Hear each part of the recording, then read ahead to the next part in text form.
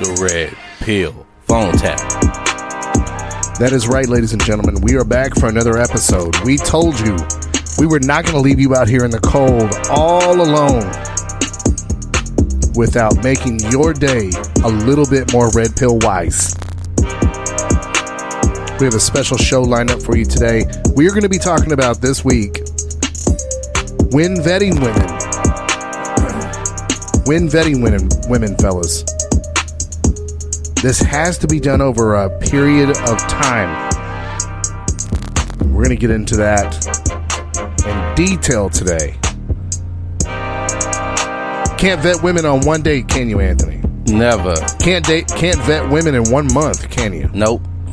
Can't vet women in 1 decade, can you? Damn. Well, we'll get into it. How long is it gonna take? Hey, look, if she ain't showing you no signs in a decade, bro, you can believe that bitch. Anthony, I have some personal stories on this topic of vetting women over a period of time. I think a lot of guys do. We were talking before the show about how I'm taking emotion out of this.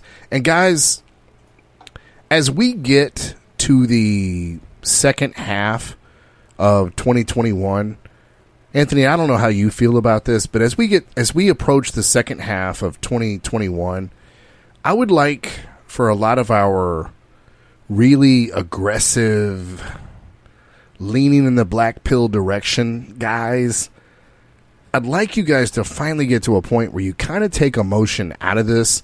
A lot of your energy should not be focused on, man, you know how dumb bitches are? They be doing X, Y, and Z, and then they do element of P, and then these bitches dumb, right? I mean, why these bitches so damn dumb? I'd like to get out of that energy because I'll be honest, I remember when I was really dialing in and becoming a really good chess player at vetting women when I was dating. Yeah. I was taking the emotion out of it. Unless they just did something that was just really obviously manipulative or something really obviously silly. I think what I'd like these guys to start doing, Anthony, and I'll see if you agree, I think I want these guys to transcend to a level where you don't get mad at women for being women. I was gonna, that's a good take. I was gonna ask you while you was talking. It made me kind of think, like, what made you take the next step? Because it's easy to say, "Hey, do this. This is the next progression." Mm-hmm.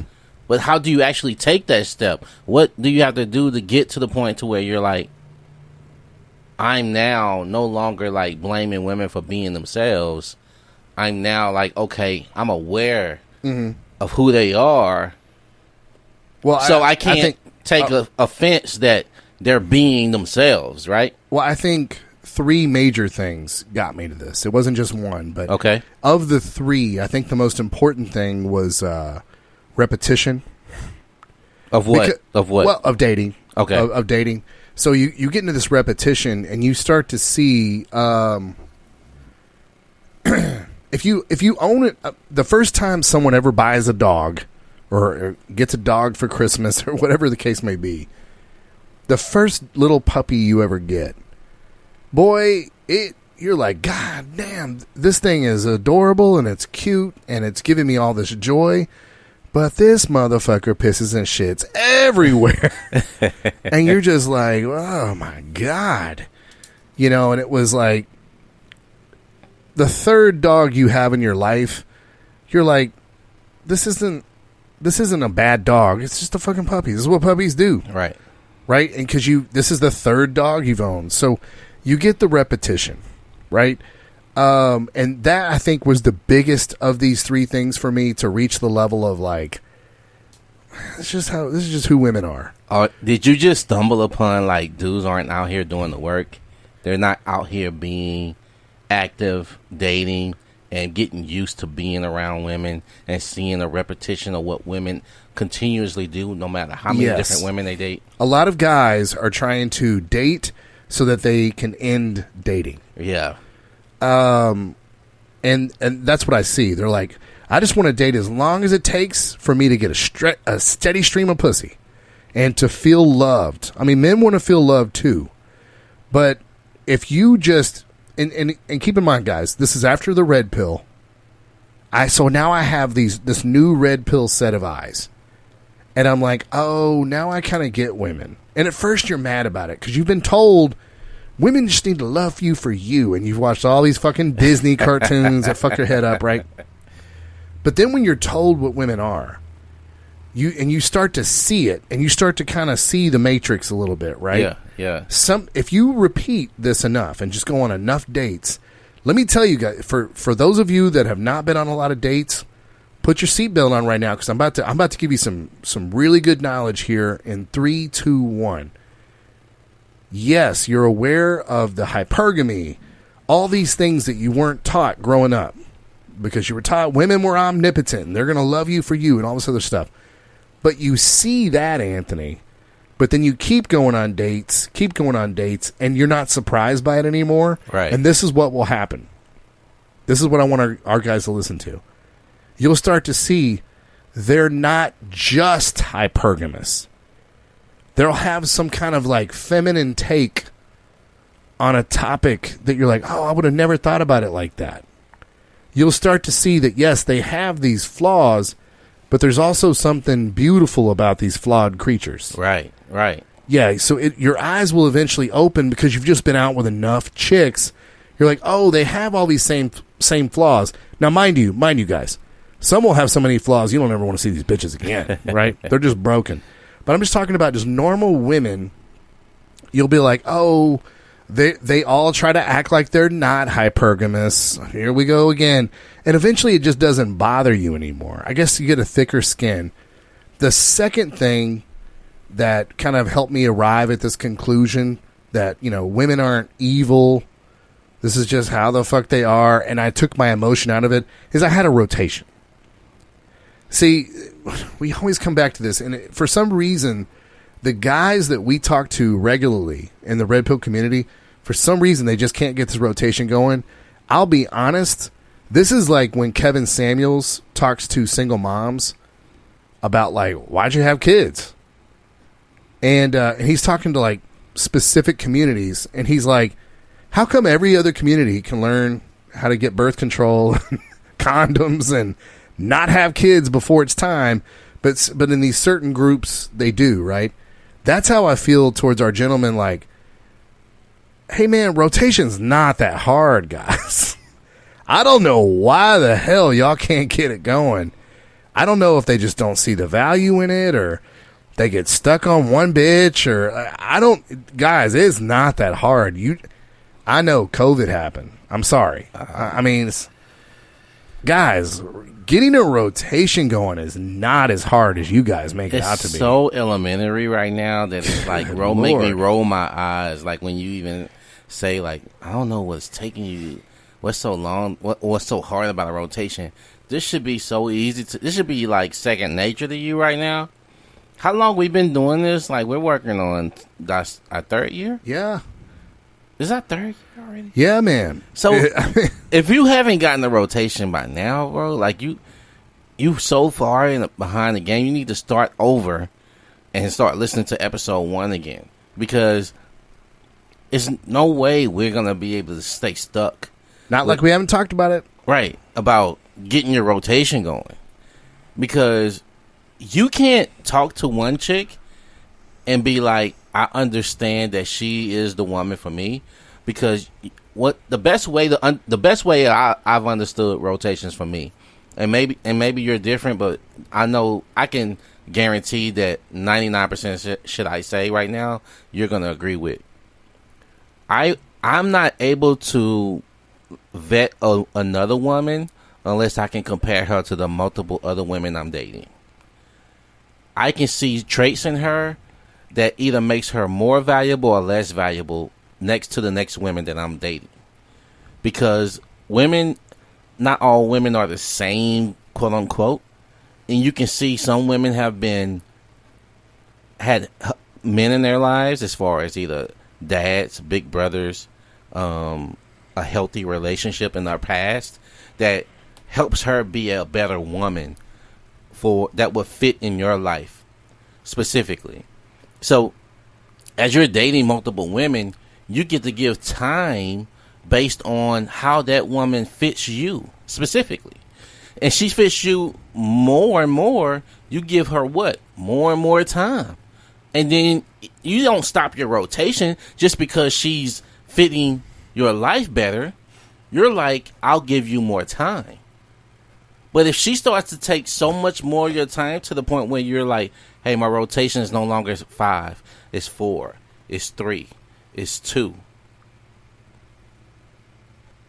And if she, let's say she fucks up. Okay, my rotation is 3, 4, back to 5, right? She gets less time because now she's not showing enough traits to take the time from you that it would take for you to be with someone exclusively. But I'm getting way ahead of myself on that. But do you agree with that or not? No. I agree with it 1,000% actually. As Anthony said, if you don't have a rotation, you have nothing to compare the woman you're dating to. Because let me tell you how the male mind works. As long as he's getting his physical needs met, i.e. sex, right, he will put up with a lot of weird shit that he should not be putting up with. But if he's dating 3 or 4 other women, he can be like, how come these other 4 women, every time we're done with sex, they get up and like make me food or make me a coffee and this one bitch ain't doing it. But if you're only seeing the one bitch who don't make you a food or a coffee afterwards, depending on where, especially if you're having sex at her place, okay, she should be a good hostess to you. This is an audition. This is what kind of wife she's going to be. Right. So if you don't have this to compare, you guys, I promise, trust Anthony and I when we say this. If you don't have this comparison available to you, you're going to get lost. You're going to get lost in the vagina. This is how easy it is to get lost in the vagina when you're only dating one person. So that was a big thing for me, Anthony, when I took the emotion out of vetting women, you know, where I was like, oh, fuck these hoes.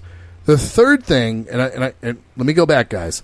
So this is where Anthony asked the question, what made you change and stop being emotional and stop being pissed off when you're observing women that you're dating or you're vetting women that you're dating? And I said, first of all, it was repetition. I kept seeing the same traits in a bunch of women. Number 2, rotation. And I think, Anthony, I think you said it better, actually. The rotation gave me an ability to compare women just out in the world. Mm-hmm. I'm not telling them how to be. This is just how they are as adults. Right. Some of them are moving like this and making a sandwich after sex. Some of them are being affectionate after we've had sex the first time. Some of them don't give a fuck. You can tell their body count's high because you're comparing, right? Yeah. But then the third thing that really made me stop being emotional about women just being women was I no longer had a scarcity mindset. I'd gone on a bunch of dates. I had a rotation.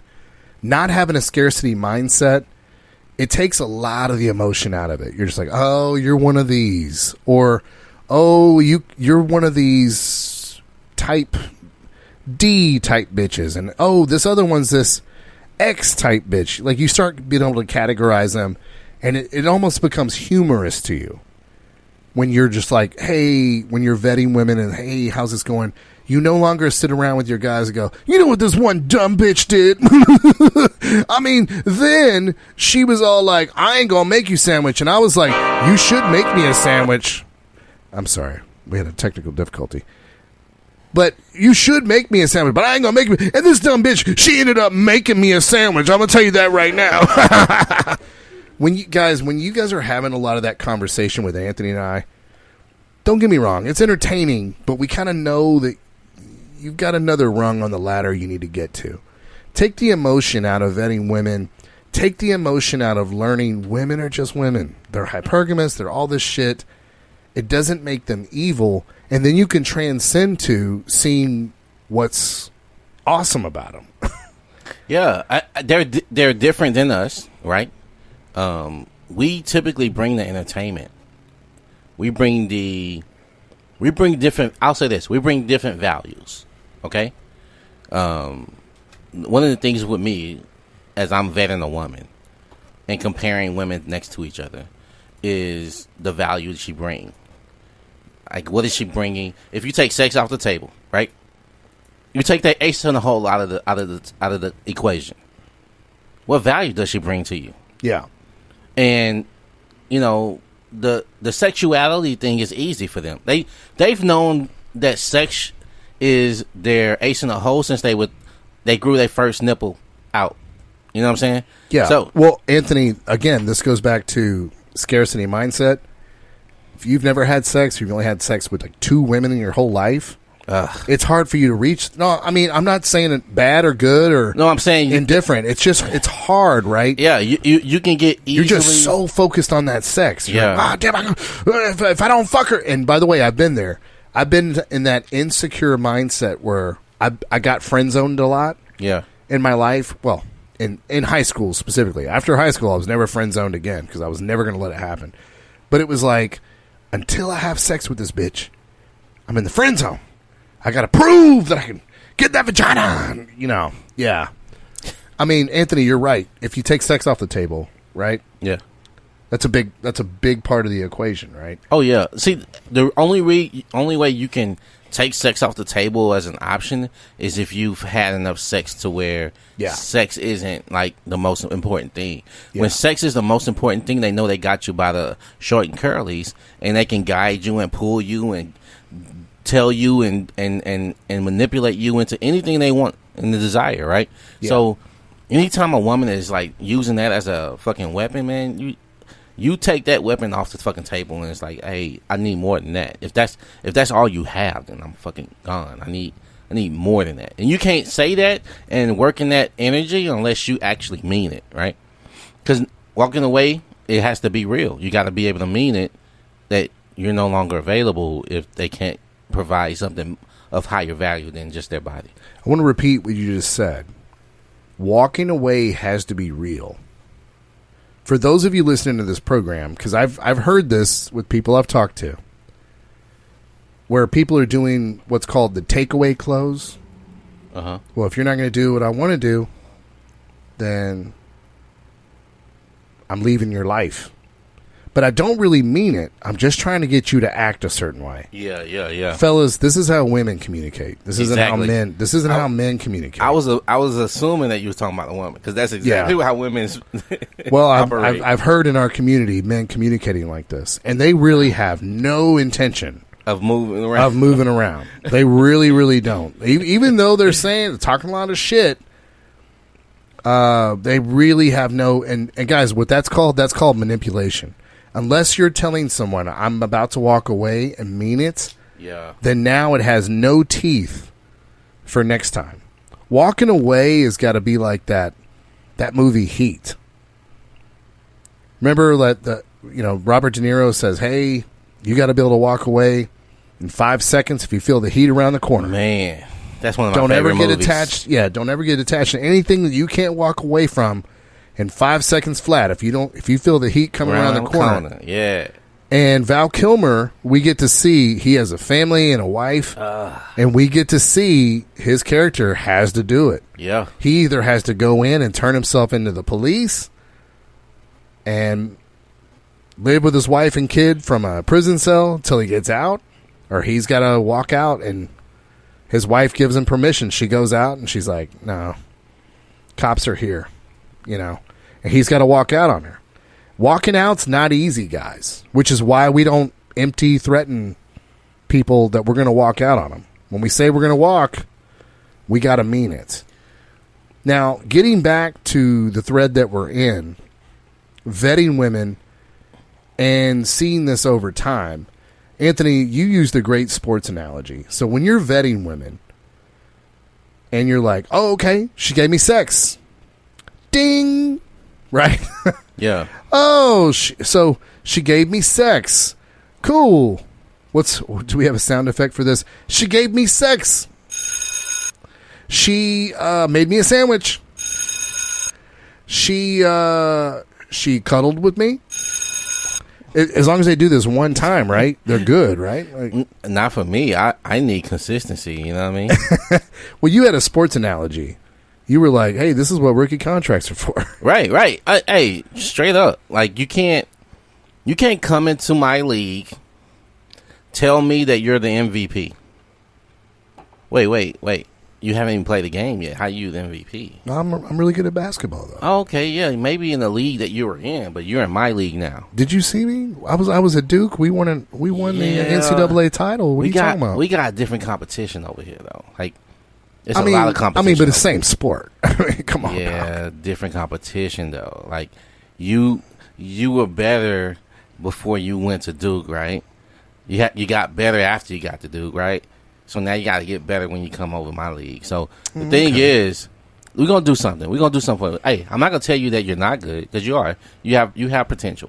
Okay, but that's a scary word because potential don't actually mean you actualizing it. It means that you possibly can produce what you did in the level that you were doing before. But hey, I'm different. So what? You're just not gonna pay me, or no? You're gonna get paid. Okay, so we're just gonna limit and cap it to the point to where you don't get paid as you've already made it.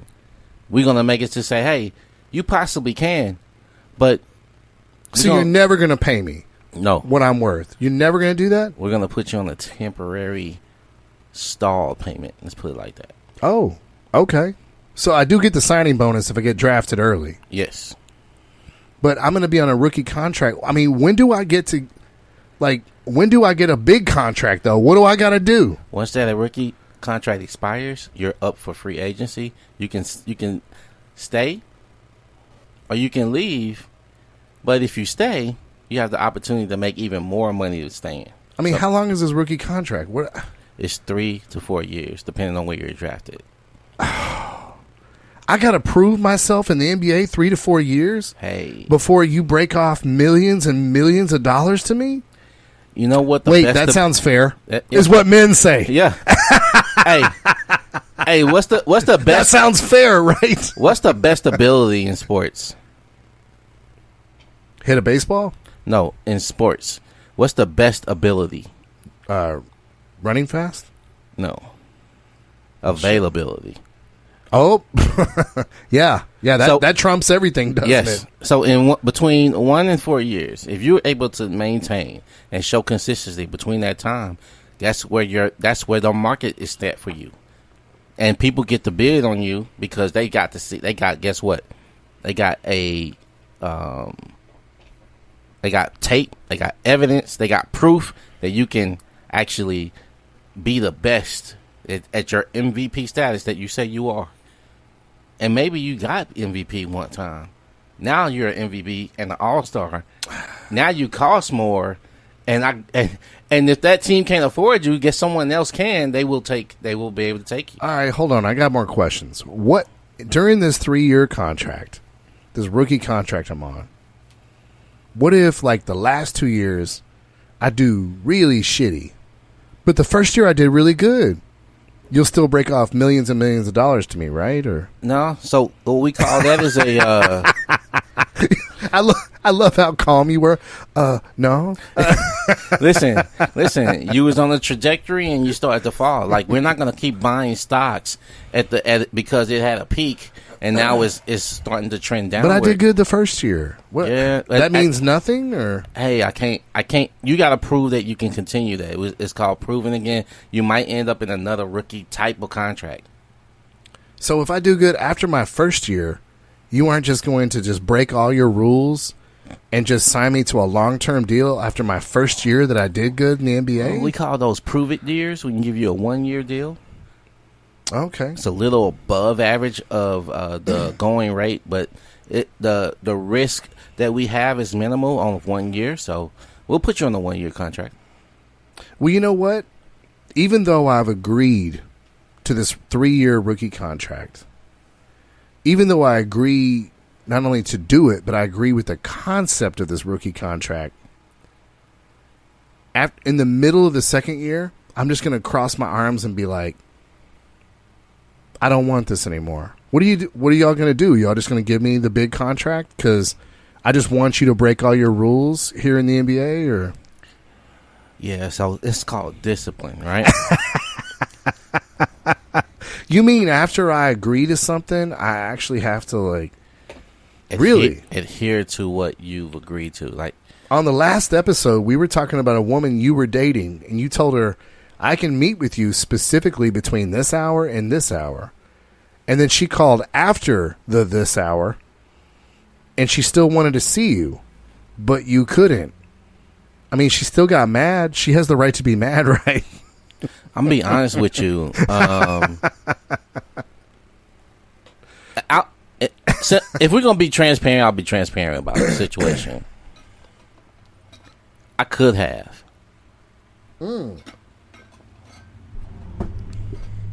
I could have seen her. But for me, like I said in that episode, that, you know, timing is important to me, right?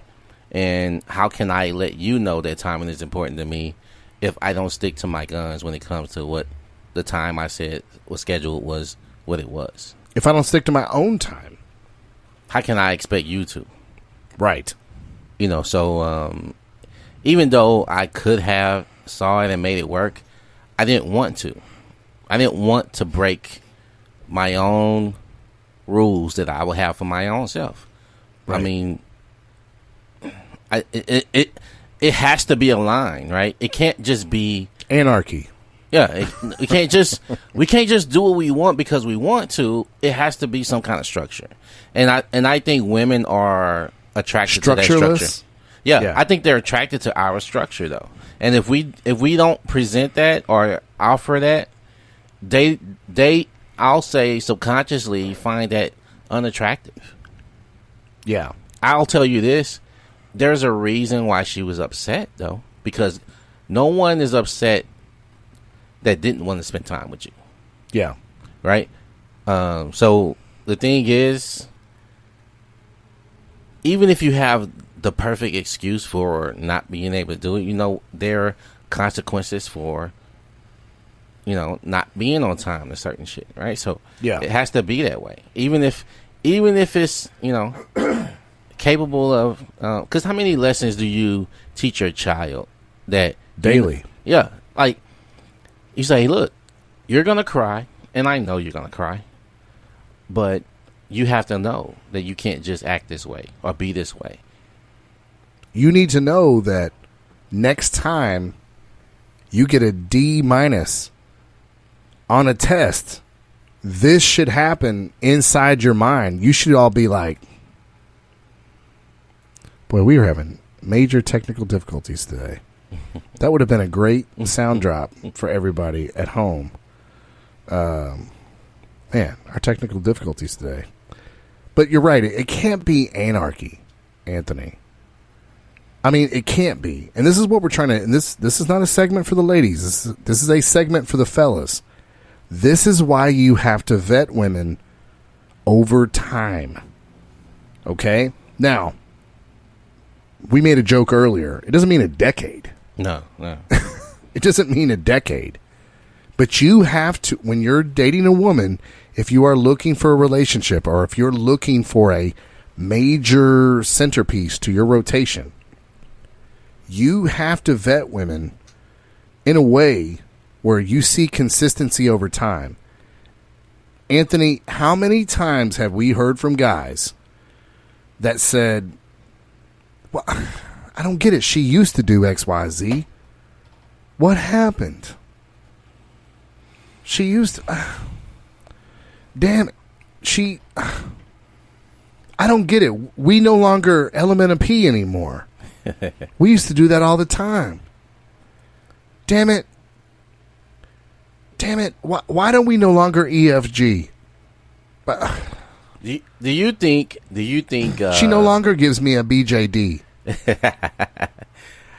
I think that if you as a man, you know, we talk about this a lot, you and I, being introspective about who you are and what you're doing on a continuous basis. As long as you're focused on being better, I'm going to tell you something. The woman in your life is going to be paying attention to how you operate. She's going to see things that you're probably not even paying attention to yourself as far as how you're trying to be 1% better every day, right? And she gives you passes when you slip up, when you're focused on you and you're being better. But when you become stagnant and you're no longer even to the point to where you're challenging her to be better, you give her time and space to judge your ass. A lot of times that I do, Wesley, and this is gonna be very controversial. It's gonna be controversial. I'm gonna warn you. Okay. A woman that's gonna be consistently in my life is gonna have to have a job in my life. She's gonna have to do work. She's gonna have to show value to me that beyond sex, she can be an addition to my life. So, what does that look like? Well, I mean, did she go to college? Does she have any higher learning that can be beneficial to what I'm trying to do in my life? Can she do research online to give me information or data that will help me make a more informed decision? Can she prep meals so well that I don't have to worry about taking time out my day on the weekend, throughout the week, to prepare meals that I can put that more into my business or to my job or working out or my kids? Like, what value do she bring to me that she's taking away some weight off me in my life? Those are the things that you need to be looking out for when you're talking about vetting a woman. Is she on my program? Can she be a part of what I am doing on a day-to-day basis that makes my day-to-day easier? This is going to take more than just going out on a date. This is going to take more than just you entertaining her. She'll have to come into your world a little bit. You just expose it a little bit. You don't give her free access. You just expose her to your world a little bit, and you're like, hey, if you want to come see me today, you're going to have to do XYZ for me. Hey, I can't knock out those dishes or to wash those clothes. Can you knock that out for me while I'm handling this, the yard work? That way, after we're done, we can have a drink and watch a movie and probably take a bath together, after we finish cleaning up. We can clean each other up afterwards. Like, these are things that you just got to, like, work her into your life. Like, this is a high level type of game, and I don't want anybody that's they ain't got no rotation to even try this shit. Cause you're not able to at this point. Right. But if you got to get to a level to where you're okay, she's in my life. What can she add to me? This is what I'm going to get her to do. Right. You got to give her a job. A woman that's doing a job for her man is going to stay loyal to that man. She's not going to just do work for that women. Dude. I'll say this. Yeah. A woman that can't stay loyal, she can't go be loyal and do work. Hold on. I agree with you on the job and loyalty put together. But there are some women that don't want to do a job for a man. That's what I was trying to say. You understand where she don't have the time for you to invest in you because she's got her time. She ain't got time for nobody. But she don't even have time for herself. Well, this gives you I was married to a bitch like this. Insight into who she is. If she can't invest the time that she has into you, she's putting it somewhere else. Mm-hmm. So you know that her loyalties aren't to you. Or laying on the couch watching TV. Yeah, her loyalty to herself at that point, right? Her loyalty is for her. Like, she's only loyal to herself and her needs and desires and wants. If she's working hard for you, she can actually expect. When we always talk about this, we've talked about this since episode 1. We reward good behavior. You can't just be like, have a bitch that come in, be loyal to you, put all the time in, and help you build up and take time away from you, and you don't reward her for that. Well, that's a big problem with young guys, right? Now, when you and I have somebody, like we have a rotation going, and then a woman is adding value to our life, doing the kind of things that a wife would do. So now she's doing wifely things, right? You're getting to see her audition for the role of wife. She's there reading the script. She's doing everything. You're not telling her to do it. No. And guys, if you date enough, you'll meet a lot of women like this. Doesn't mean you should marry them, by the way. There's a lot more vetting to go. Yeah. But you will see women start to get into this. Oh, I know what men like. I'm going to do his laundry. I'm going to do all this shit. You'll see this a lot from women that are kind of, let's say, scale of 1 to 10, the dimes are up here. You'll see a lot of these women that crush on you that are 3 and 4s. They'll immediately jump into this role. They're like, hey, let me start doing this. And you'll kind of look past it because they're a 3 or a 4. Or if you're a young guy and a 6 or a 7 starts doing this, you won't appreciate it because you haven't dated enough crazy, lazy bitches. We need to coin that term, Anthony. That just came out of my mouth just now. But the crazy lazies, they are plentiful out there in the Western world, here in the United States. Yeah, it's a lot of entitlement involved because they got that pretty privilege going on. They got pretty privilege. They think it's going to last forever. We have a lot of people overseas that listen to this show, but I'm here to tell you, in the U.S., we got the crazy lazies over here. They're crazy bitches. They only think about themselves, and they're lazy. They won't even do things for themselves. Their parents are typically stepping in and doing things and things like that. This is why the vetting process takes so long, because some of these crazy lazies do a lot of shit that a good spouse would do in the beginning. But they can't keep it up over time because they're too crazy and they're too lazy. I'll tell you a quick story. I got a friend who's a lawyer, makes 6 figures, right? Been making that money for a while. He was kind of going on a rant, and he was talking about how his wife, the expectations of his wife, for him is food being prepared. He don't never have to worry about food being prepared or ready for him when he's home.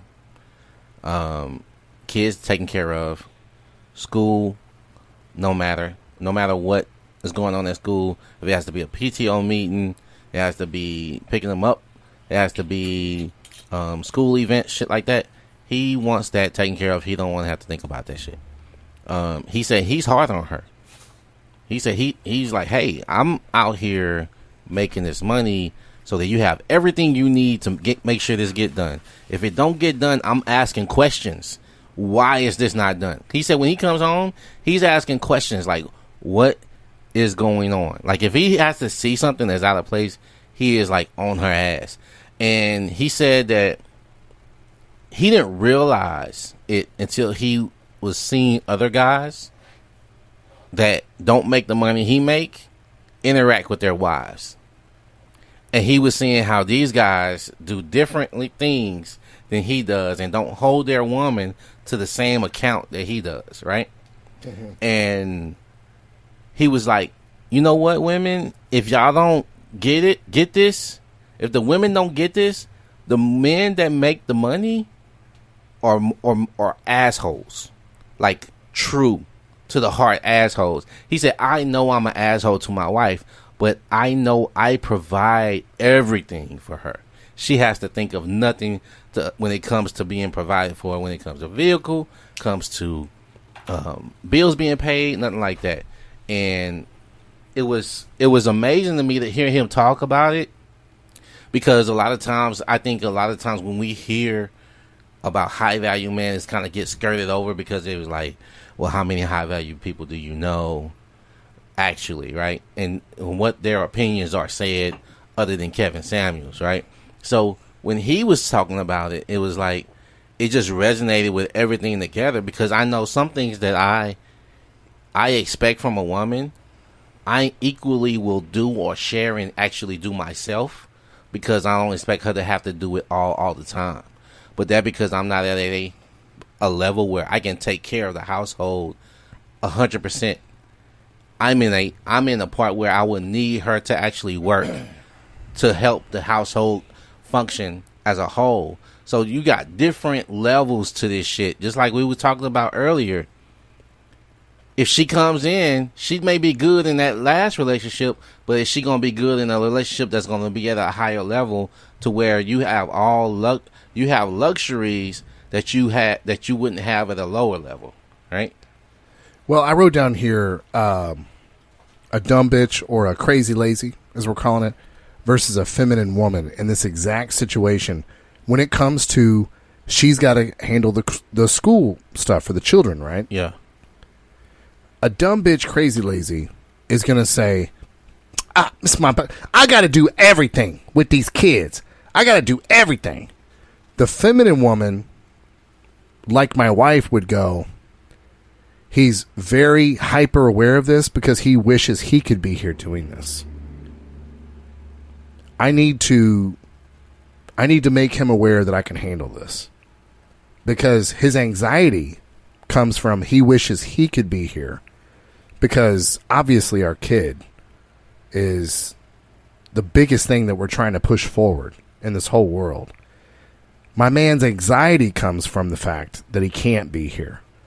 So he's really, really hard on me to make sure, hey, if I was there, I would make sure that all this PTA stuff and all this stuff, I would make sure she's in the best position to get into Dartmouth or get into Stanford or get into Cal Berkeley. I can't be there. But this is on you, girl. I need you to take this seriously, because I would if I were there. I'm saying this for the benefit of women, Anthony. This isn't shit we think is below us. No. This is why we use the analogy of the captain. In the Navy, there is nothing on that goddamn boat that takes place that the captain thinks he's below. From the fucking getting the piss and shit off the boat, to the cooking, to the painting of the boat, to everything. Everything is mission / let's be honest, life critical. Facts. In your family. And women just assume that men are trying to come from this tyrant position of ruling over them. And by the way, I don't know if they really think that, Anthony, as much as they go to this as a default to start acting like toddlers and acting like kids. You know what I mean? And when they get to... He's just trying to be a tyrant over me so that they can be right in the moment and not have to do these things in a family at a high level. Mm. I mean, let me tell you. I mean, this happened at work the other week. No bullshit. I remember where I came from, coming up working in restaurants, coming up scrubbing toilets at Fort Sill, Oklahoma, as a young private. We had at work the other week, we had some delivery driver from another company come through and just literally shit all over the top of our toilet. And someone left it there. And I'm like, I know you motherfuckers, and I put this in our Teams chat. I know you motherfuckers saw this. Don't worry, I'm going to clean it up. I'm not above this. And how do the employees feel when you're like, nope, I got it? You pieces of shit. Your employees feel like, oh, fuck, I should have cleaned that up. I can't believe someone from the executive team literally cleaned up shit. You know what I mean? Yeah. And this is how your husbands should be, ladies. And this is how many, many men are. So get out of here with your whole, oh, he just wants somebody to be a slave. He just wants somebody to be his servant. No. We're just asking the second in charge of the family to be able to take care of things, in this case with the lawyer, to be able to take care of things that we cannot, because we just can't be there because of our career. I mean, Anthony, this is... I was having this conversation with my wife today, watching a time period piece. This is Europe during like the 1890s, 1860s. And she's talking about like the show is doing a lot of finger wagging, like women don't have rights and things like that. And I'm like, Jesus Christ. These women are wearing beautiful dresses. They never miss tea time. They're always drinking tea when it comes to tea time. They live in these amazing places with great furniture when most of the people in the world didn't have furniture. And I'm like, what are they missing out on? She's like, well, they don't have the same rights. And I was like, cool. Let me let you know what happens. And ladies, listen up. Listen up, ladies. Men have had all these rights for a long time, and some of us can't still even fucking fix this system and get ourselves to the top of it. Tell yourselves when you go to sleep at night that it's because we just don't work hard. This is why women think everything should be equal now that they have all the rights. They're like, we got all the rights. Things should be equal now. No, men have had all the rights for a long time. We still can't get to the top of the fucking food chain out here. Newsflash, ladies. You can have all the rights as everybody else, and this is hard out here. How do you defeat people that have been rich for 18 generations? Had money all that time. The world's not easy. So asking you to do things over a long period of time to prove the caliber of spouse or girlfriend you would be, this is the minimum that we're asking. You think they will want to know that you have held a job over a long period of time? Like, Anthony, we talk about we talked about this in the last podcast. You know how you can tell the truth of something? Go opposite the other way. Yeah. And boy, yeah, I mean that made me laugh out loud. If I'm asking like, "Hey woman, when you're with a man, do you care for him? Are you domestic? Are you always feminine? Are we always going to be having sex on a regularly scheduled program?" Go to the opposite. Women are going to ask, "Hey, are you employed like more than half the time?" Right? Do you fix shit around the house like ever though? If you start off with, "I've been homeless 3 times. I had my car repossessed." Like she's gonna be like, whoa. Bruh. Or she gonna be like, beep beep. I mean, come on, man. Nah, man, I've been homeless. Man, that homeless shit was rough, though. I learned a lot about myself when I was homeless. Really, when were you homeless? Like 3 weeks ago? Hey, I found the softest cardboard options, though. Like, yeah. Women get really mad that men have standards, too, don't they? Mm-hmm. Boy, they get really up in their feelings about this. How dare you? How dare you have standards, too? Women have all these standards for men. By the way, no one over here is arguing. You should have standards for men. You should. You should not hook up with a homeless guy, ladies. Because if you have a child by him, what are y'all going to do? Live under the bridge? Right. I was about to say, not have his kid. Shit. But they'll have his kid and then run to somebody else and say, "Hey, we're a package deal." You know my baby comes first, but I want you to take care of both of us. You know what a deal is? Let's be real. You know what a deal is? A deal You've already got me laughing. You already got me laughing. A deal is like something to my benefit. Yeah, that I can't pass up. Right. Like, this is not like, hey, this is a package deal. Package deal, you know what a package deal is? A package deal is I go to a restaurant, they say, "Hey, usually you can get this burger for $5. But $6 you'll get fries and a drink." Wow. So now it's like, wait, it costs me more, but I get like 2 extra items that I don't have to pay for, because normally... Wait a second. One item costs $3, but I can get 2 for $5? That's a good deal. It's a good deal. That sounds like a good deal. That's called a combo, right? Not, hey, here's the deal. You get to take care another man's gravy baby. This is why I gave this guy a picture in his head, because he was kind of like, hey, I don't want to be the type of guy who is like shallow and thinks that someone else that has a kid isn't worthy of being with me. That's what he told me. So I said, well, you proved your point, mister. So I said, let me give ask you a Nobel Peace Prize. Let me ask you this question. Let me put it this way, because women like to put things in our ear to make us feel guilty about shit, right? So I said, well, let me put it to you this way from my perspective. To me, it seems like she's asking you to take care of another man's child who she decided she didn't want to be with, but she said, you know what? He's good enough to have a kid with. I'm just not going to have to depend on him to take care of the kid. I'd rather use you to take care of the kid. But what that kid is going to remind you constantly of is that she allowed him to be in her raw dog and shoot up the club and say, you know what, I'm still going to have this guy's baby, even though I'm not going to keep him around. And then she comes to you and is like, hey, no sex, guy. I'm not that type of woman. Would you find it gross, Anthony? And I'm sorry if this is graphic for other people. Skip ahead 15 seconds if you need to.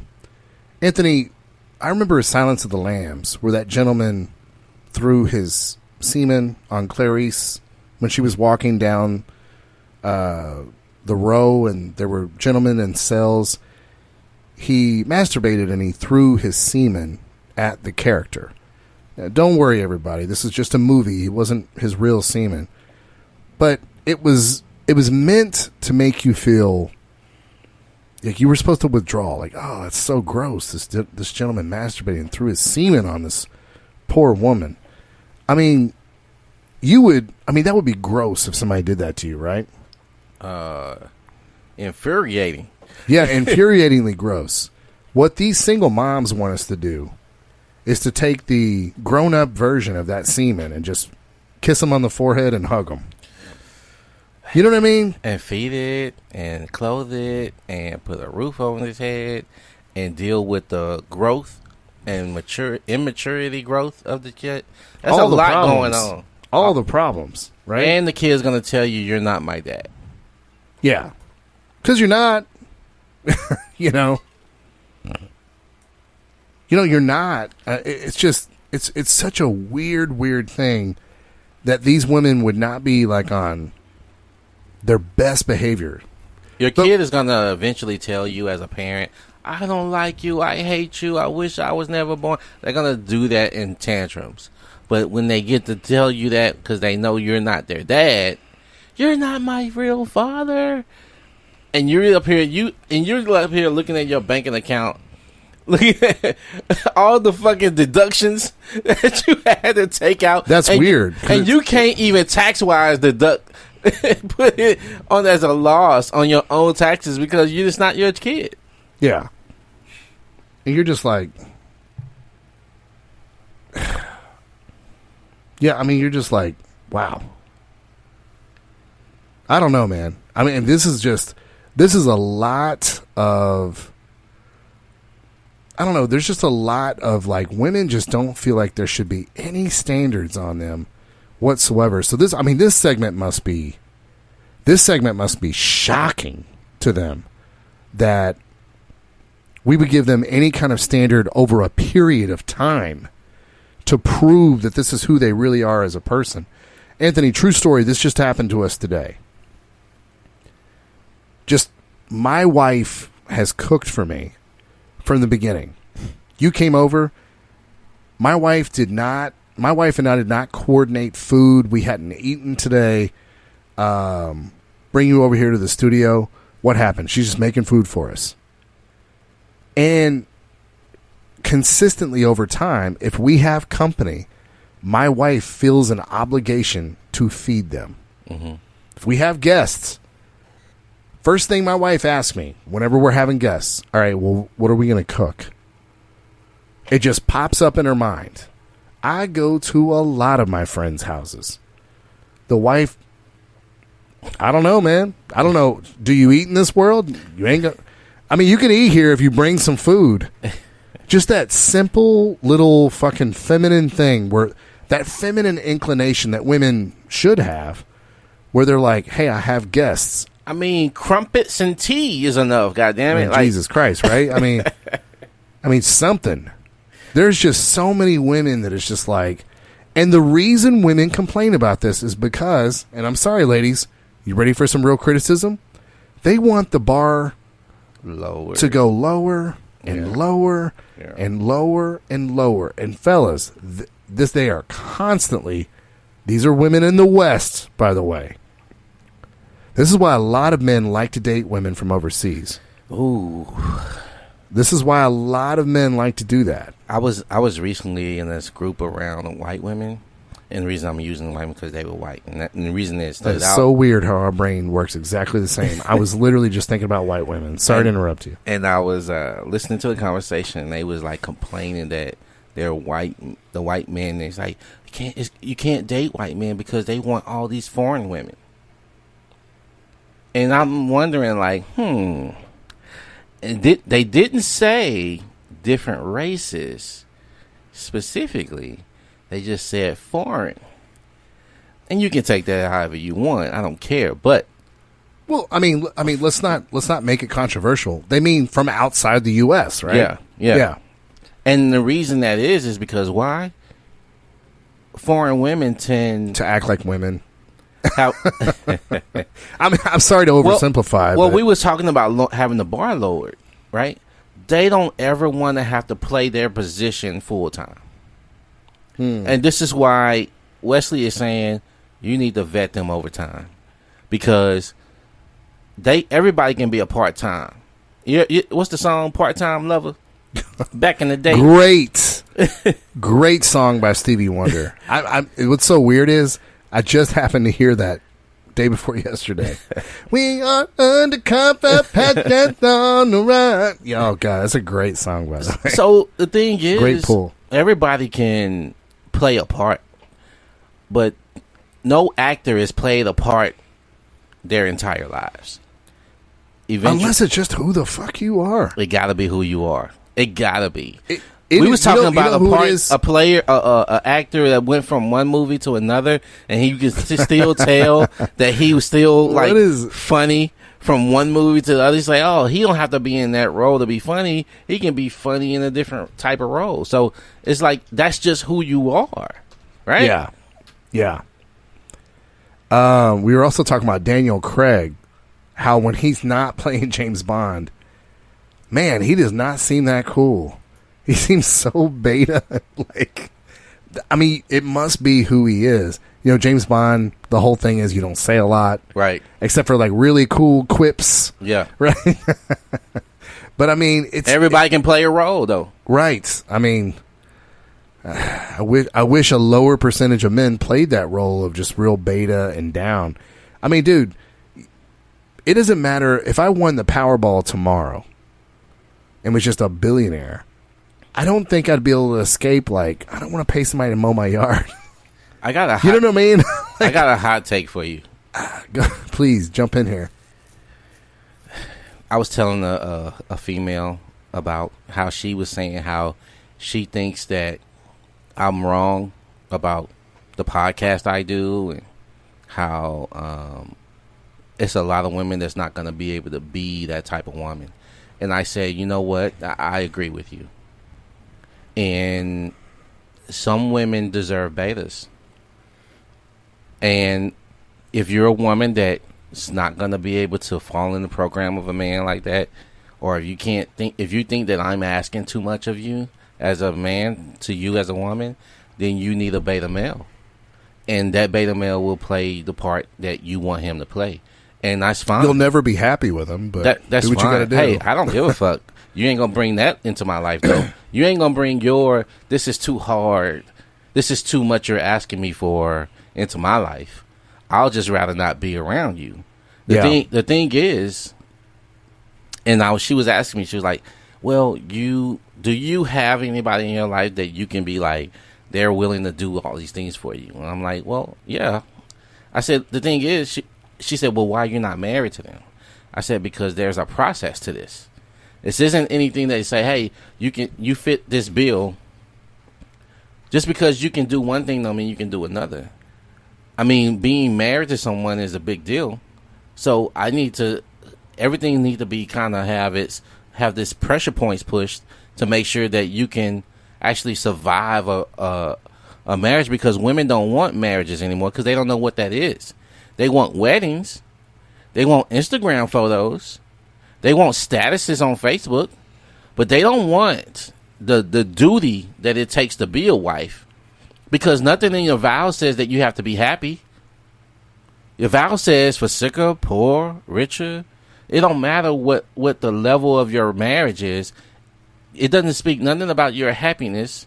It doesn't nothing speak about your emotions. It doesn't speak about none of that.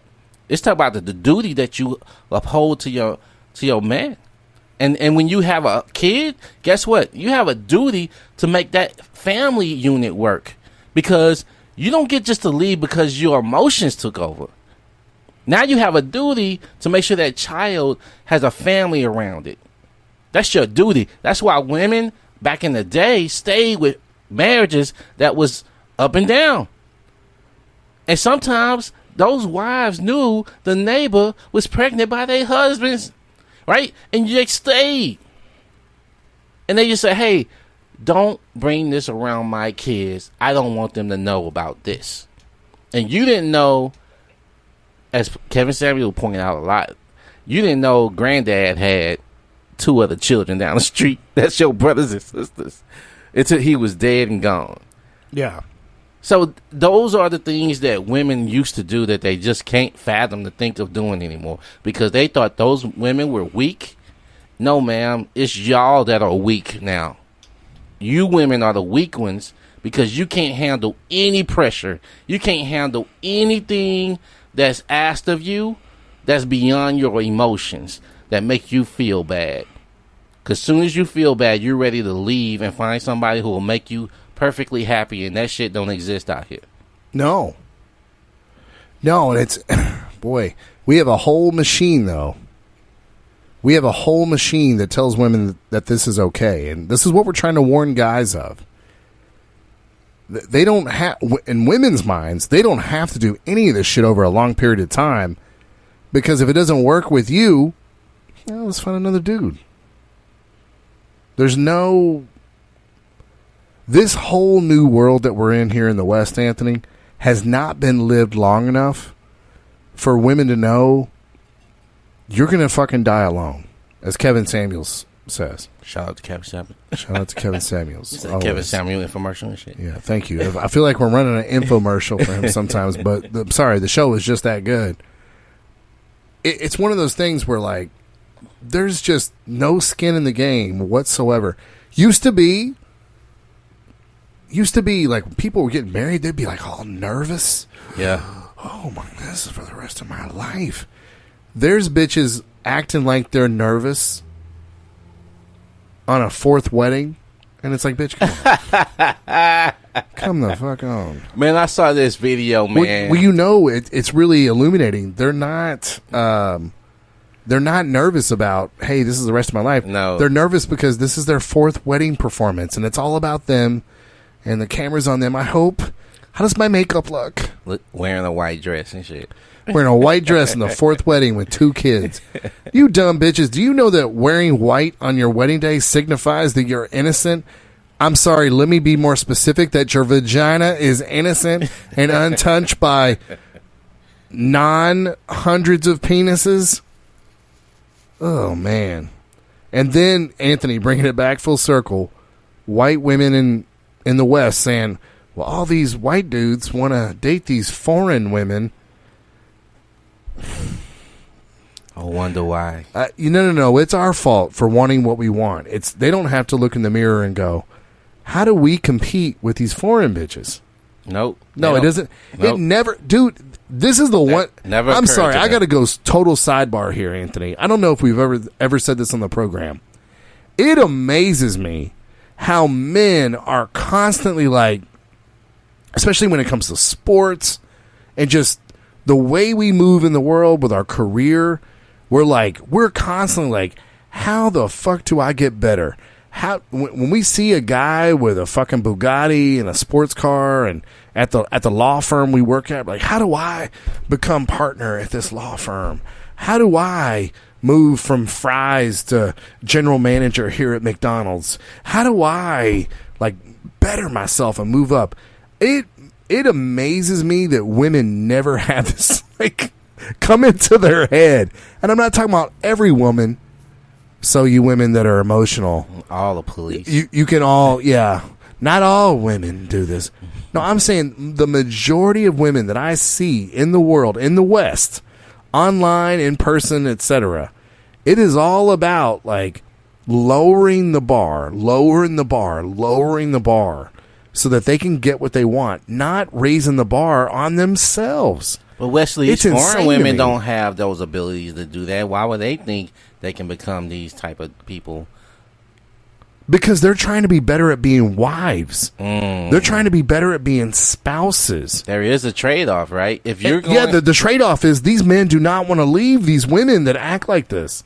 They're like, I can't find another woman to be loyal, to make my children food, to make us food, to handle the children at home like I was there, handle the kids like if there were two of me, and take care of our children and make them successful. I can't find a Western woman to do this. All these bitches want to do is take selfies and get on Instagram and make it about themselves here in the West. That's why foreign women compete so well with American women. It's not because these goddamn white guys, they just want the foreign women. I don't know why. I'm not going to try to find out why. I'm not going to try to better myself. It's insane, man. Because we just need to close the border. we just got to do whatever it takes to keep lowering the bar. No competition. To where men have nothing to choose but Lizzo, right? So that truly is the new beautiful. It has to be the new beautiful. Fuck no. Because you're not allowed to date anyone except Lizzo. So now this is the new beautiful, right? Yeah, I can't let that play out. The thing is, man, what you do over time is who you are, right? That's the behavior. Like when you have habits, you do them over time. You know, it takes what they say. It takes like 30 days to keep a habit, but 7 days. Wait. 7 days. 7 days to form a habit, and 30 days to break one. So it's easy. No. 90 days to form a habit, 7 days to break one. Really? Yeah. I mean, you can break a habit quick. Look that up. Look that up for me. All right. Because I want to know which way that plays, and I'm sorry, guys. We've had bourbon, so it's probably taking out a little memory in our heads. But I'm really curious about which way that. I know it was like 27 days, 21 days, something like that I used to. It's 21 days to form a habit. Okay. 21 days to form one. So if you as a woman are doing something for 21 days, and guys, I want you to listen to me very closely. 21 days is not 21 days that pass. 21 days is 21 times that you can see her do this in a day. So this is what I mean. Don't take time in its relative form. I mean, we were both right, Anthony, by the way. Okay. It takes 21 days to create a habit, 90 days to make it part of your lifestyle, and only 7 days to break the habit completely. Okay. Yeah, it's called the 21-90 rule. Okay. I would suggest you guys read that and look that up. And then when you see a woman not be able to maintain that, you understand what we're talking about. This is not who she is. This is what she's portraying. This is what she's willing to show you because it's just bait. And it's not to sustain you. It's to get you attracted. That's it. Anthony, do you cook for guests that come to your house? I do. You don't think that, like, these people look at you now like you're their servant? No. I mean, Anthony, you don't think people are just going to take advantage of you for... You don't think they're only going to look at you like you're a cook to them now? Mm-mm. You don't think that they're only going to want that from you from now on? No. Why, Anthony? You don't think women are just going to take advantage and only date you because you cook? It wouldn't matter because that's just who I am. I'm sorry. For those of you that didn't realize, I'm talking like a woman. What is it? Only Siths and women talking absolutes? Yeah, if you're a Star Wars fan. Yeah, I don't understand. Like, I bet when we were talking about how my wife cooked for us. Mm-hmm. We didn't even ask. Like, oh, he just takes advantage of her like she's a servant. Maybe no, dude. I'm gonna tell you. My something. wife is an oral surgeon, dental assistant. She is in surgeries that take 7-8 hours long, sometimes 12-hour surgeries. So she has to have the athleticism to physically be in the surgery and the science know-how to do it. And then she also cooks for her fucking guests because she's a fucking adult woman who takes pride in being a good hostess. These women that just want to, like, dumb down cooking to, like, you're some kind of servant. And this is why you and I use the vetting process of how do women on dates treat the waitstaff. Yeah. You can tell, like, if a woman doesn't cook or has never served anybody, she treats the waitstaff like shit, doesn't she? Yeah. Yeah. That's a big great time. Vetting tip, right? Oh yeah, man. Always. Only reason I will even say take a woman out on a restaurant date, especially not the fancy ones, not the super fancy ones, guys.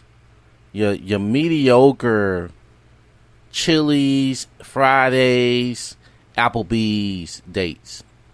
This is when you get to see when they feel like the staff is underneath them, right? Right. If they have that mindset. Or if you're like me and you, we never think waitstaff's beneath us. No. Because we worked in these restaurants. Well, you're going to see the entitlement come out of them, right? I was just talking to a group of people, man. I love being exposed to different people because the things we get when we talk about stuff like this, we can be in our own bubble and kind of be in an echo chamber about what we believe, and everybody's like, "You're preaching to the choir, man," you know. Mm-hmm. But when the people that I know that's not in these circles, and then they have similar outlooks, you know, we're not far from reality when we're talking. Like, some people like to like say, "You guys in the real pill, you just guys is delusional. You think women are just gonna bow down to you because you come to some fruition that you deserve, that you think that you're the prize, and women are just supposed to serve you." And, we never said that. Man, I'm gonna tell you, man. We never said that. When I will listen to complete strangers. I actually, was talking to a young guy. He was an Uber driver for me, and he was. I don't know how the conversation began, man, but we end up talking about the podcast and what we talk about, and he was like, "Oh man, can I ask you a question?" He said, "I'm about to pop the question, and I kind of feel like, because I think the conversation came to like, oh man, you was married twice." Like, what happened? That's what I'm afraid of, man. I was like, man, look, every situation is different, but it's all about how she treats you, man. You gotta make sure that woman is dedicated to the longevity of the relationship itself and not the ring. If she's in it for a ring, man, if she's in it for a party, when she's the guest of honor, after that's over, she's going to hold you to a certain standard to where sometimes you'll never be able to achieve it, right? But if she's in it because it don't matter what you do, it don't matter, because he's saying how he's successful right now, right?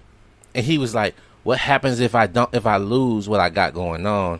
Will she still feel the same way about me?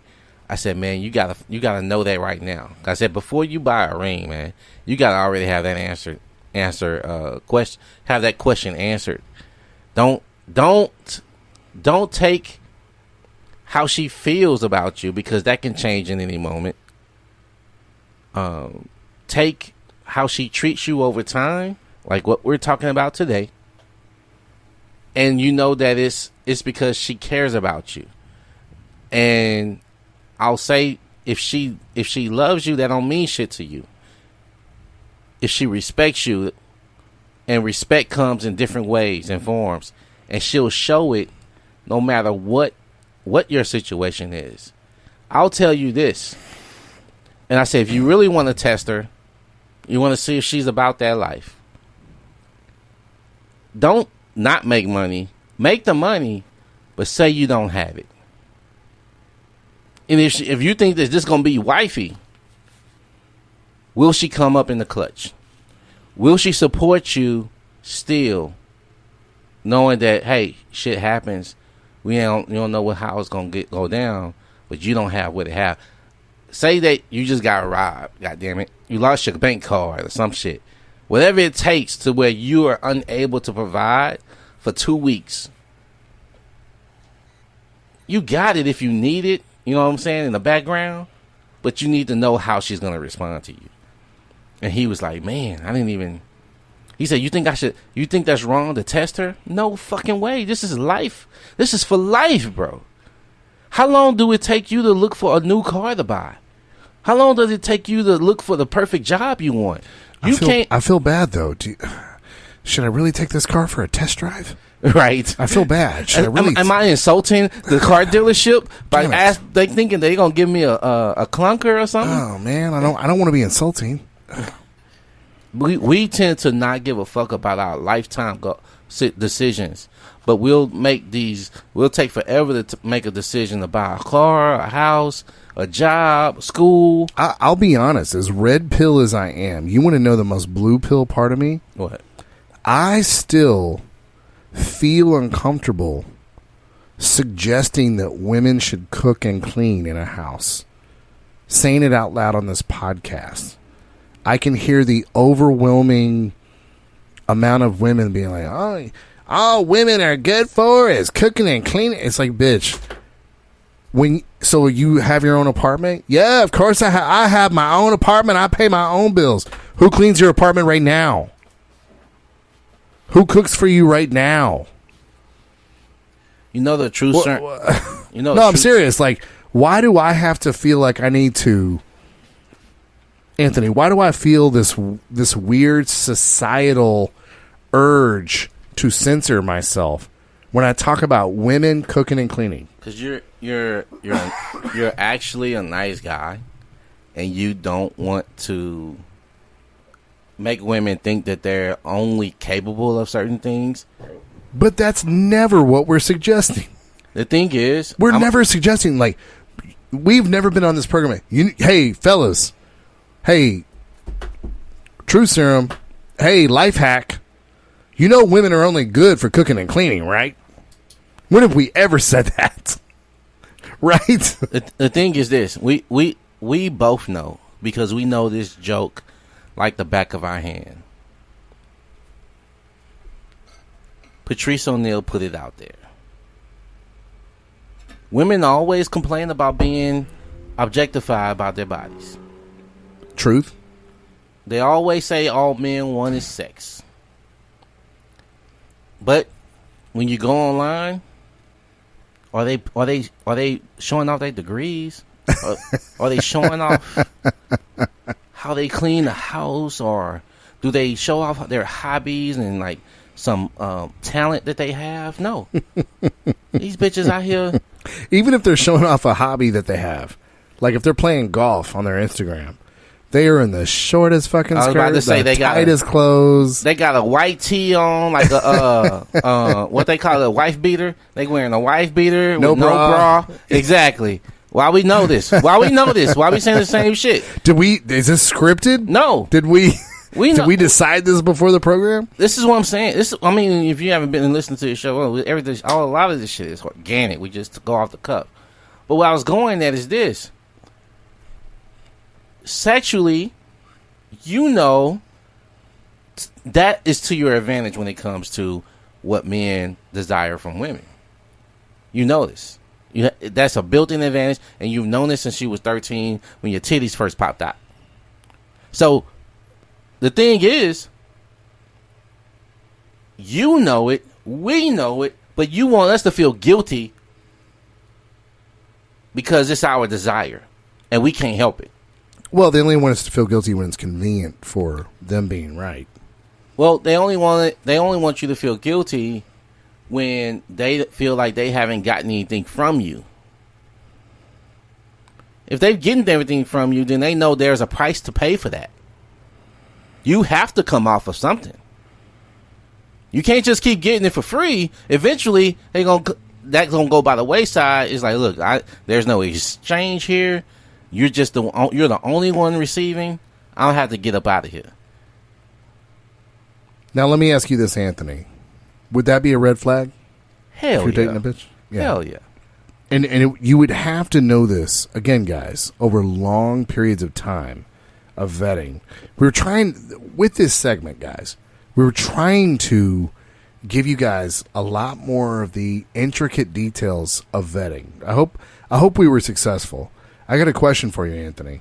What's up? When you're doing a lot of this long-term vetting, can you figure out all this shit in a long-distance relationship? Hell no.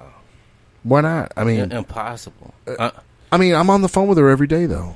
It's not the same, man. I've never stuck my dick inside a pussy over the phone. It's impossible, man.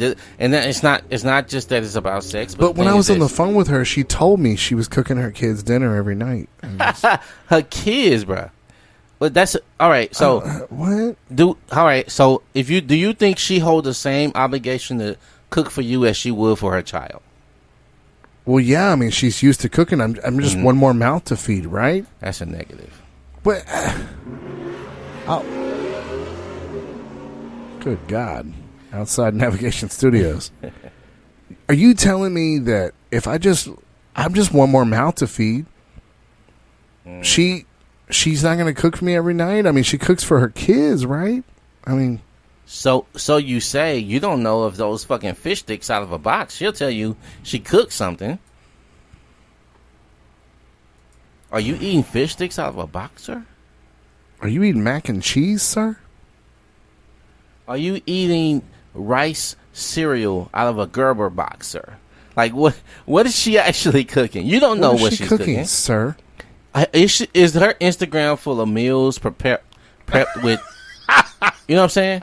I want to see that. If she's cooking, I want to see her Instagram full of meals prepped, and I want to see it. You sniped me with that one. Does her Instagram just show all the meals she's cooking for her family every night? Exactly. You know the answer to that. That's weird. Let me ask you another question, Anthony. Can you figure out how to vet women and exactly what you want after you've met a really hot bitch? Wait, repeat that. Can you figure out your own personal constitution and what you desire from a woman after you've met a hot bitch and you're dating her? This is a big one for me, because for me, the answer is no. If you don't know what you're looking for and what you're vetting for in a woman, and then you're just like, I don't know, I'll just shoot from the hip. I'll just shotgun it. I'm guessing whatever bitch I meet, and then you meet a hot bitch, who's like an 8 or a 9, fuck it, or even a 7, a charming 7. Oh, those are the dangerous ones. Ones. Oh boy, those charming 7s, those are pit vipers right there, man. And you talk about the crazy lazies. The crazy lazies. That's their range. They range. live in that 7.5 range. Yeah. Oh, golly. That 6.5 to 7.5 range. That's where the crazy lazies live. And you pointed this out many times before, Anthony. Usually the 8 and 9s and 10s, they get picked up by men who want to marry them, and those men don't let them go. Nope. But that 6.5 to 7.5, they become the new 10s. Yeah. Because there ain't no bitches left. Right. And the crazy lazies, that's where they live, man. But let me tell you, if you meet an 8 or a 9 and you don't have your personal constitution. Oh, danger. If you don't have your personal constitution down, like, hey, this is what I want out of a woman, those 8, 9s, and 10s will take you for a ride. You can't meet a bitch and then kind of on the fly, at the moment, decide what you want, because you're just going to go in whatever direction that vagina wants you to go. Danger Will Robinson. Will Robinson. I mean, Jesus, if you don't have down what you know you want out of a woman, if you don't have, again, we're going back to this, guys, Why did I start taking emotion out of this and looking at this a lot more strategically, cerebrally? Is because I had repetition, rotation, and no scarcity mindset. I mean, it didn't matter. Once I got seasoned, it did not matter how hot this bitch was. And there were a couple times that happened, Anthony. Man, that's the all right, man. See, you're touching on something that I'm fuck it. We're on a higher level when we talk about this shit, though. Yeah, this is some higher level shit. Because as soon as I looked back at you and said there was a lot of hot women that was like, they're not on program. I've got to get them out of here. And the thing is, you're so tempted to be like, all right, man, let me just have sex with her one more time, right? And then you're like, and sometimes you do. Well, and sometimes you do have sex with her one more time, and you know it's the last time. But if you're and me and you both know we've been in this. I'm sure you've been in this before, where you're like, "There's nothing wrong with me keeping her around, even though I know I'm not going to move forward with this." Right, but a lot of times what'll happen is these women want more from you. They demand more because they know they're fucking hot. Right. So if you're not giving them a certain level of their hotness that they think that they know that they can get outside of you, they kind of get the picture real quickly. These ain't the crazy bitches, typically, because they're so in high fucking demand that they know they can get another guy. Yeah, they may not be so much on the crazy side, but more on the lazy side. Oh yeah, where they don't do a lot outside their looks. No, and from experience. Now, listen, guys, this is just from experience. I don't really have a lot of reasons why this happens, but for some reason, these same type of women, the sex dries up on them quick too. I don't really know why, but they're living on like maybe it's strategic. The sex dries up so they can kind of control you. Yes. But for some reason, these types of women that don't really do a lot, but they're hot, the sex dries up quickly for some reason. I don't know why. Within the first year. I'll say this, man. It takes me a little longer to get the sex than officially. Like when my expectations of sex still there. So I know I'm still like gaming the game when it comes to like building attraction and driving seduction. But they've been around this, right? This is nothing new. They know the game. Trust me. They know the game. But they typically will come off sex. It's just that you got to get through a lot of bullshit up front. Yeah, you're going to have to go 3 solid dates. Like, it's a whole fucking obstacle course with they ass. You got to finish the obstacle course. Compared to other women. Yes. You know, I mean, for a lot of people, this is the norm. If they only date people that are on their level, so to speak, whatever buzzword you want to use. If you're just, all right, I'm only going to date bitches that are 7 and above. The 3-date rule is nothing new to you. Yeah. But they may go to date 4 or 5, which for people that are dating all kind of different bitches, that's like an eternity. Because that might be, if you're dating them once a week or once every couple of weeks, this could be 2 months. Yeah. Who fucking knows? Yeah. So it seems like an eternity compared to other chicks, but yeah, those specific types of chicks, it seems like one of the things that's common amongst them, they don't keep their place very clean. I noticed that. That's a big red flag, man. When a girl has what you call pretty privilege, and you go to their apartment and it's a fucking wreck, you're like, what the fuck is going on? And you knew I was coming. And so this is probably not as bad as it really is. Right. And you just imagine, like, if I was, dude, every time, I don't know if, tell me if this is how you think too. Every time I've been dating a bitch and gone to her place and it's a wreck, I immediately go, what if I was married to this chick? What if I was married? I'm like, oh my God, this is terrible. Tip for you ladies. Like, but you know what, ladies? Don't fake like you're something else either. But these women just literally, Anthony, have saw all the Disney films and they're like, no, my place is only dirty because I'm a princess and my servants aren't here to clean this shit for me. Let me ask you this then, Wesley. What would be an offsetting balance to her not being so clean? That you would be like, okay, I'll take that she's not as tidy, but she does this. Nothing. That's for me personally. A woman's got to be clean. That's personal constitution. I don't care. I don't care how hot you are. I don't care how much money you come from. If you're not clean, and the reason being, Anthony, I was married to a woman that wasn't clean, and I know I can't take it. I can't handle it. Okay. Like I'm in the living room, and your fucking socks and panties are on the floor. Why would your panties be in the living room if I didn't fuck you in the living room last night? Ugh. Like maybe somebody else did. Could be. I mean, this woman was not faithful to me at all. But I mean, I don't know. Just that constant, like, dishes are always in the sink, whether she's working or not working. And I come home from work and dishes in the sink. Just shit. I'm sorry, literal shit. She owned a dog. I would leave in the morning. There'd be shit and piss on the floor outside my bedroom door. Come home after working 8 hours. Same piss and shit's there. She's on the couch watching TV. How do you just exist in a space that has piss and shit on the floor? So, dude, no. I mean, there's no compromise. I don't care if she's Kate fucking Upton. I'm not. By the way, that's not an exaggeration. I don't care if she's Kate fucking Upton.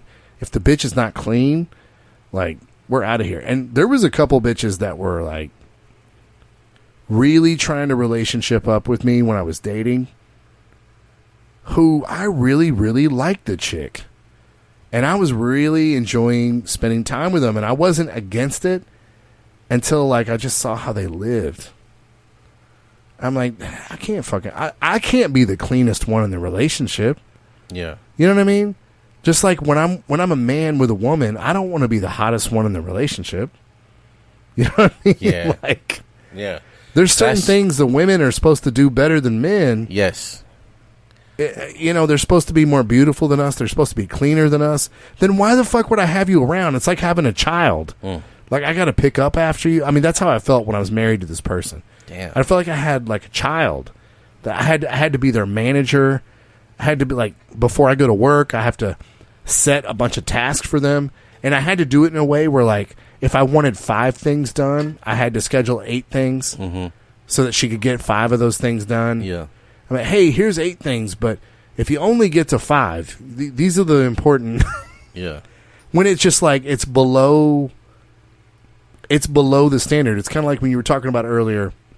Hey, this is too. When women say this is too hard, no woman can do this. It's like, bitch, every woman does this, except you for some fucking reason. This is like when we were talking about men that don't have rotations. It's like, this is not that hard, fellas. I need y'all to have some minimum fucking standard for your life, right? And when we talk about rotations, man, this is for your benefit, not your detriment. And the reason why you should have a rotation is because you're keeping yourself grounded to make sure that the woman that you're deciding to be like, hey, that I'm thinking about wifing, you have like, hey, this is the best of the best that I've ever been around. How could you ever know if you didn't have a rotation? You have to have one. It's not even a how a could question. You ever know? It's not even a question, man. Because the reason, because think about the times you've been in a relationship with one time and you dating one person one at a time. You only have her to judge her against. The analogy we always use. If you only eat at one restaurant, you don't know what food tastes like. You don't know what food tastes like. You got this one pizza joint you eat at. How could you know if pizza is better than caviar or pizza is better than ribeye steaks? Or you've never tasted this other food. This is a thing that my wife, whenever she says something like, I bet you wish you were still out there dating, or she says something passive-aggressive, right? Where I can look her in the eye and sincerely go, bitch, I gave up my rotation for you. When it comes to this red pill shit and dating, I was a bit of a scholar. How about that? I took the shit I was very deliberate about it because, why, Anthony? Because you and I had bad experiences in the past. We were like, we're never going to do that again. And when my wife says something like that, she's like, I bet you were still out there dating. I'm like, bitch, I gave up my rotation for you. Not only do I not want you to say that nagging type shit, I also want you to appreciate I gave up my rotation for you. And I also want you to appreciate yourself that I gave up my rotation for you. You must be at a fucking high enough level where not only did I give up my rotation for you, but to this day, I don't regret it. Right? You know what I'm saying? Like, come on, bitch. What are you talking about? How can you get to that? Guys, if you're listening to this, if you're like, hey, I don't like the red pill shit because I got to date multiple women and I feel like I'm disrespecting women. This is not about them. When we talk about women, that's the cheese on the trap. The fact that we talk about women is to get you, hey, how can I get this woman, blah, blah, blah. Good take, by the way. What we're trying to really instill in you is that you the one who fucking matters. You are the male lion. You. It's your direction. The pride fails or succeeds because of you, fellas. When you're sitting around on your mommy's teat or making yourself feel like you're more worldly or sophisticated because you buy into all this feminist bullshit that you learned about in college, you're not helping the pride succeed, man. You're not. You fellas, you guys out there, and Anthony just said it perfectly. The cheese on the trap is we're going to help you get better with women. But what we really hope happens is that you guys become male lions in society so we can move this whole train forward so that you guys can have a personal constitution for yourself. And it makes this whole world that we live in a better place. 2 mic drops in a row.